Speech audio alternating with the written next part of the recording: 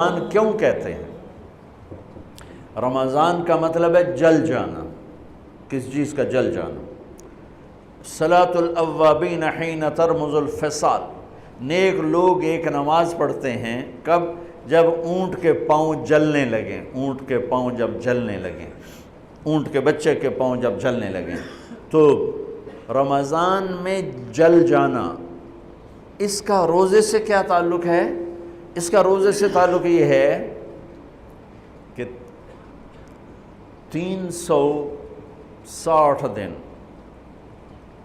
سال میں ہوتے ہیں چاند کے لحاظ سے، 330 دن کے گناہ اللہ رمضان کے روزوں میں ہر روز میرے آپ کے گناہ جلاتا ہے، جلاتا ہے، جلاتا ہے۔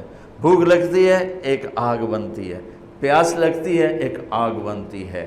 تو ہمارے لکڑی کی آگ میں چیزیں جلتی ہیں اور ہماری بھوک، روزے کی بھوک کی آگ میں گناہ جلتے ہیں، اور 29ویں روزے اللہ سارے سال کے گناہوں کو جلا کے روزہ والا یا روزے والی کو ایسے پاک کر دیتا ہے جیسے آج ماں کے پیٹ سے نکلا ہو،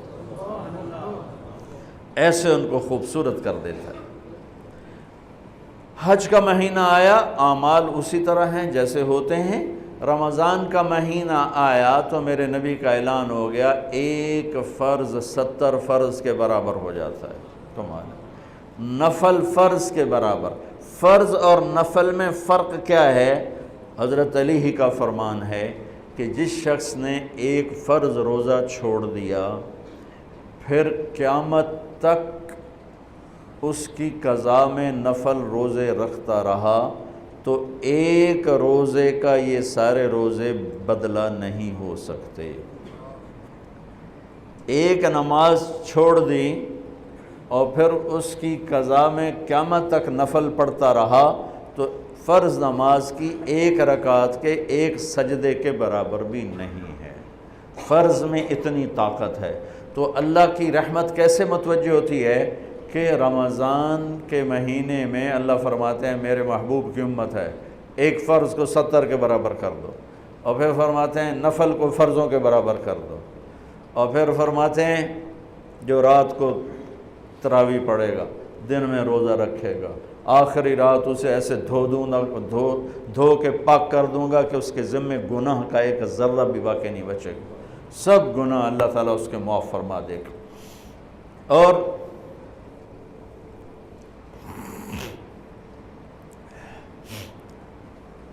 میرے نبی نے فرمایا من صام رمضان ایمانا و احتسابا، دوسری بھی من قام رمضان ایمانا و احتسابا، جس نے روزہ رکھا اللہ کی رضا کے لیے، جس نے تراویح پڑھی اللہ کی رضا کے لیے، اس کے پچھلی زندگی کے سارے گناہ اللہ معاف فرما دیتا ہے۔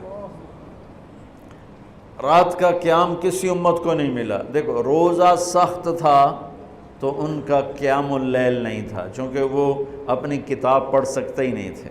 رمضان میں اللہ نے آسمانی کتابیں اتاریں، یکم رمضان کو ابراہیم علیہ السلام پر، 2 رمضان کو تورات موسیٰ علیہ السلام پر، 8 یا 6 رمضان کو عیسیٰ علیہ السلام ان پر، موسیٰ علیہ السلام ان پر، داؤد علیہ السلام پر زبور کو اتارا، اور 12 یا 18 رمضان کو عیسیٰ علیہ السلام پر انجیل کو اتارا، اور 21 رمضان کو اللہ تعالیٰ نے پیر کی رات لیلۃ القدر میں غار حرا کے اندر اللہ تعالیٰ نے اپنے محبوب پر کتاب کو اتارا۔ وہ کتابیں فل آ گئیں، لکھی لکھائیں۔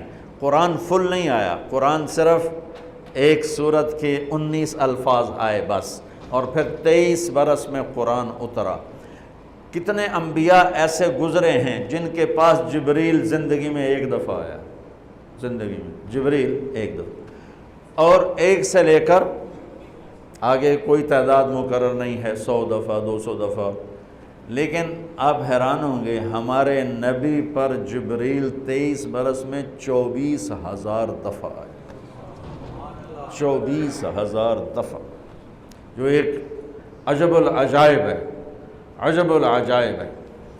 تو میرے بھائیو، رات کی تراویح، دن کا روزہ، تراویح میں کیا ملنے والا ہے؟ میرے نبی کا فرمان ہے ہر سجدے پہ 1500 نیکی، ہر سجدے پہ 1500 نیکی۔ تھوڑی اپنی کاروباری مصروفیت گھٹاؤ، اپنی کاروباری مشقت گھٹاؤ، اپنے ملازموں کی بھی مشقت گھٹاؤ تاکہ وہ تراویح پڑھ سکیں، روزہ رکھ سکیں، بشاشت سے پڑھ سکیں، اور اللہ کا فضل ہے ڈھیلے سے ڈھیلا حافظ بھی ہو تو 1.5 گھنٹے میں سارا کچھ نمٹ جاتا ہے۔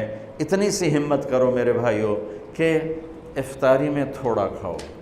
اگر تم پہلوانوں کی طرح شروع ہو گیا نا، پھر تو تم سے عشاء بھی نہیں پڑھی جائے گی، تراویح تم نے کیا پڑھنا۔ روزہ جسم کی فالتو چیزوں کو جلاتا ہے، روزہ ایک قوت پیدا کرتا ہے ایمانی شیطان کے خلاف۔ وہ کیسے پیدا کرتا ہے شیطان کے خلاف؟ اللہ تعالیٰ حلال کو بھی حرام کر دیتا ہے۔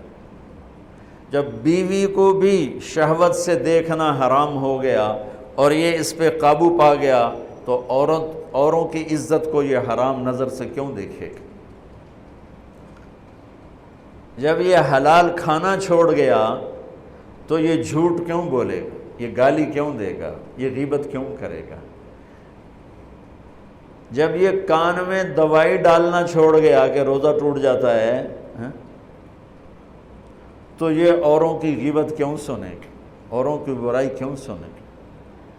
جب یہ آنکھ میں دوائی نہیں ڈالتا ہے کہ وہ حلق میں جاتی، وہاں سے وہ پیٹ میں چلی جاتی ہے، روزہ ٹوٹ جاتا ہے، تو یہ ان آنکھوں سے غلط کیوں دیکھے گا؟ یہ غلط کیوں کسی کی عزت کے اوپر اپنی بددیانت نظر کو ڈالے گا؟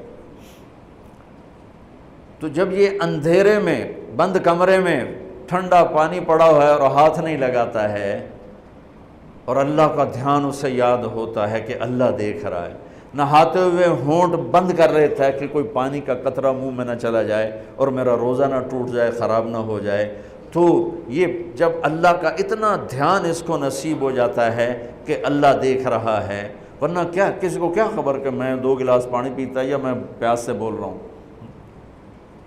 تو جب وہ اللہ کو اتنا اپنے دھیان میں لے آتا ہے کہ اللہ دیکھ رہا ہے، میں پانی نہیں پیوں گا، اللہ دیکھ رہا ہے، میں بیوی کو ہاتھ نہیں لگاؤں گا، اللہ دیکھ رہا ہے، میں کسی کی عزت پر بری نظر نہیں ڈالوں گا، اللہ دیکھ رہا ہے، میں کسی کی برائی نہیں سنوں گا، اللہ دیکھ رہا ہے، میں کسی کی برائی نہیں کروں گا، تو پھر جب یہ بازار میں جائے گا تو جھوٹ تو نہیں بولے گا، جب یہ تولے گا تو غلط تو نہیں تولے گا۔ ہاں یہ الگ بات ہے، بہت سے مجھے ملے کہ جب بس رمضان میں جھوٹ چھوڑ دیتے ہیں، اس تو بعد پھر شروع ہو جاوی تھا رمضان میں رشوت نہیں لیتا ہوں، اس تو بعد پھر شروع ہو جاتا ہے۔